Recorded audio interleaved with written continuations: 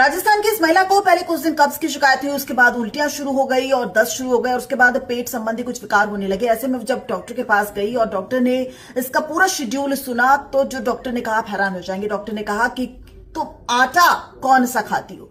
उसने कहा मैं आटा जो फ्रिज में रखा होता है उसके बाद उसकी रोटियां बनाई जाती हैं। तो फिर डॉक्टर ने जो दिखाया वो मैं आपको दिखाती हूं कि जब आप आटा फ्रिज में रखते हैं तो क्या होता है। और आटे की वजह से इस महिला के पेट में डाइजेशन की प्रॉब्लम हो गई और इसे पचाने में बहुत ज्यादा दिक्कत आने लगी और उसकी वजह से उसको ये तमाम समस्याएं हो गई। दरअसल ये आटा जो है वो 2-2, 3-3 दिन तक फ्रिज में रख देती थी और उसके बाद देखिए जो फ्रिज में आटा यानी 24 घंटे से ज्यादा अगर आप आटा फ्रिज में रखते हैं तो उसके बाद उस आटे का क्या हश्न होता है।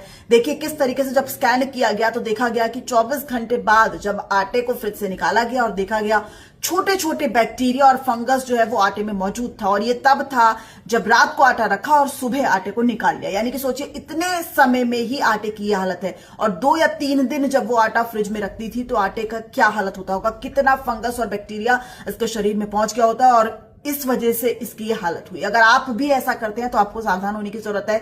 वहीं ज्योतिष में यह भी कहा जाता है कि आटा अगर आप बहुत ज्यादा समय तक फ्रिज में रखते हैं तो आपकी फाइनेंशियल कंडीशन भी बहुत ज्यादा पुअर हो जाती है। तो उस दृष्टि से भी आप देख सकते हैं। लेकिन सबसे बड़ी बात आपके स्वास्थ्य के लिए कितनी महत्वपूर्ण है कि आप आटा फ्रिज में मत रखिए। और अगर आप ताजा आटा गूंद कर उसकी रोटियां बनाएंगे तो आपको वो ज्यादा हेल्दी रहेगी, हाइजीनिक रहेगी और आप स्वाद भी देखेंगे। जब आप बासी आटे की रोटी खाते हैं तो उसका स्वाद होता है वो बहुत ही कड़वा होता है और बहुत ज्यादा स्वाद भी नहीं आता। शक्ल भी देखिए आप, सफेद रोटी बनेगी अगर आप ताजे आटे की रोटी बनाएंगे और आप रखे हुए आटे की रोटी बनाएंगे तो वो थोड़ी सी ऐसी बनेगी कि आप बस खा लेते हैं। वर्किंग वुमेन ज्यादातर ऐसा करती हैं, लेकिन इस वीडियो को देखने के बाद मैं तो ऐसा नहीं करने वाली।